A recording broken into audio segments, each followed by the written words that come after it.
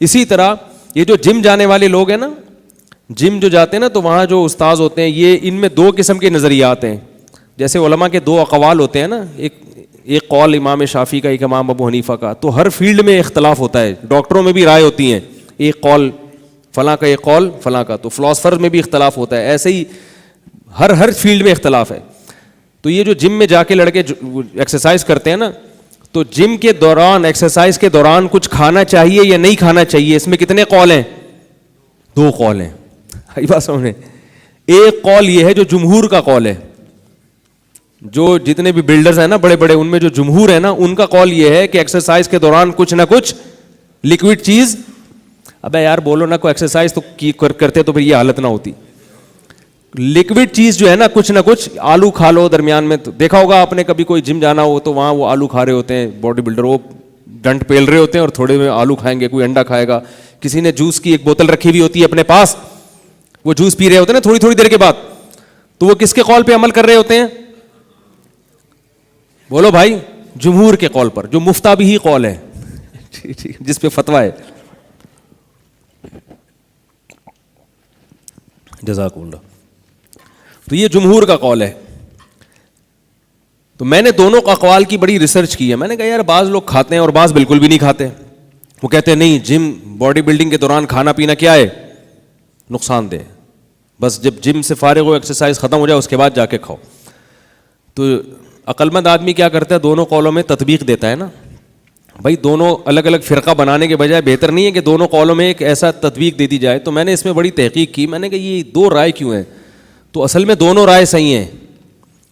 اگر آپ نے اپنی باڈی بنانی ہے, یعنی طاقتور بنانا ہے جسم کو زیادہ, صرف گروتھ کے اعتبار سے, تو ایکسرسائز کے دوران تھوڑا تھوڑا کھاتے رہو, انرجی ملتی رہے گی, گروتھ ہوتی رہے گی. لیکن اپنے آپ کو اگر آپ نے لوہے کا بنانا ہے, بہت مشکل ہے سمجھانا. اگر آپ نے اپنے آپ کو کیا بنانا ہے؟ عادی بنانا ہے محنت اور مشقت کا.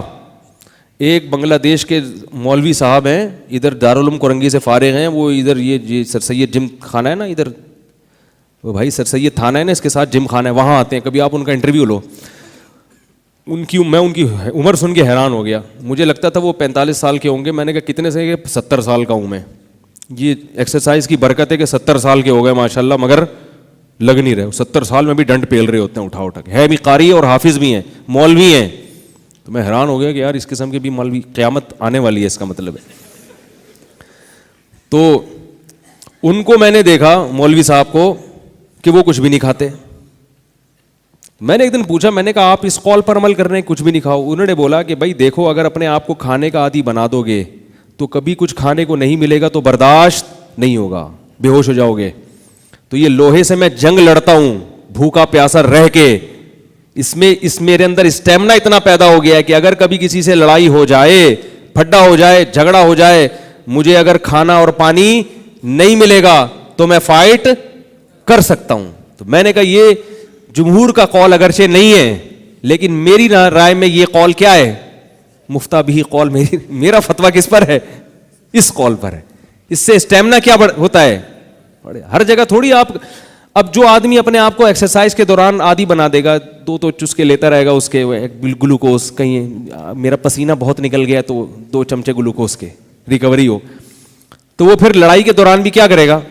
کہیں جھگڑا اور کہے گا یار ایک گلوکوز کی بوتل لے کر آ, جلدی سے ایک مکہ مارنا ہے اس کے, جلدی سے ایک گلوکوز بوتل لے کر آ یار, بوتل لے کر, چینی کھلا جلدی سے, اس کو مکہ لگانا ہے میں نے. تو ایسے لوگ کیا کرتے ہیں کہ اب آپ دیکھ رہے نا, ہم بچپن میں یہ جو کراچی میں بھی 2 سال پہلے گرمی کا ایک زوردار دھچکا لگا تھا, کتنی جنازے اٹھے ہیں. یہ دھچکے پہلی دفعہ نہیں لگے ہیں, ہم دیکھتے تھے ہمارے بچپن میں بھی ایسی گرمیوں کے لہر آتی تھی, کوئی بھی نہیں مرتا تھا. اب کیا ہے کہ لوگ اتنے عیش و عشرت کے عادی ہو گئے ہیں, گرمی برداشت ہی نہیں ہوتی ہے. ذرا 24 گھنٹے ایئر کنڈیشن میں بیٹھے ہوئے ہیں, ذرا سی پسینہ نکلا. ہمارے ہاں لندن سے کچھ مہمان آئے تھے, تو گرمی میں ذرا سی گرمی ہوتی فوراً وہ ORS پانی میں ڈال کے پی رہے ہیں. ہم نے کہا یار یہ کیا کر رہے ہو؟ اس نے کہا پسینہ نکلا ہے ایکچولی. تو ایکچولی پسینہ نکلنے سے ہوتا یہ ہے کہ انرجی کیا ہو جاتی ہے, کچھ کم ہو جاتی ہے, تو اس کی ریکوری کے لیے ہمیں ORS پینا پڑتا ہے. ہم نے کہا بھائی ہمارے تو پسینے نکلتے ہیں, ہم تو اسکول میں جاتے تھے موٹے موٹے بستے لٹکا کے شدید گرمی میں. ہمارا اسکول گھر سے 3-4 کلومیٹر دور تھا, پیدل جاتے تھے. پسینہ پسینہ ہو کے آتے تھے, وہیں صرف پانی پیتے تھے سادہ, صرف سادہ پانی پیا اور گھر سے ناشتہ کر کے جاتے تھے, پھر سارا دن کچھ نہیں کھایا, پھر دوپہر گھر آ کے کھانا کھایا. تو ہمیں تو کبھی نہیں ہوا کہ یار وہ پسینہ نکلا تو ہائے یوں ہو رہا ہے, ہائے یہ ہو رہا ہے, ہائے یہ ہو رہا ہے. ابھی ذرا سی گرمی پڑتی ہے جنازے اٹھنا شروع ہو جاتے ہیں. یہ کیا ہے؟ یہ جو پسینہ جب جسم سے نکلتا ہے میرے بھائی, اس کے لیے کوئی گلوکوز لینے کی ضرورت نہیں ہے. اللہ نے آپ کی باڈی کا سسٹم اتنا طاقتور رکھا ہے کہ جب آپ کے جسم سے نمکیات کی کمی ہوگی تو جب کھانے کے ٹائم پہ آپ کھانا کھاؤ گے نا تو جتنا نمک اس میں ہوگا وہ سارا آپ کا جسم چوس لے گا. جسم سب سے پہلے خود ہی کمی پوری کرتا ہے ہر چیز کی.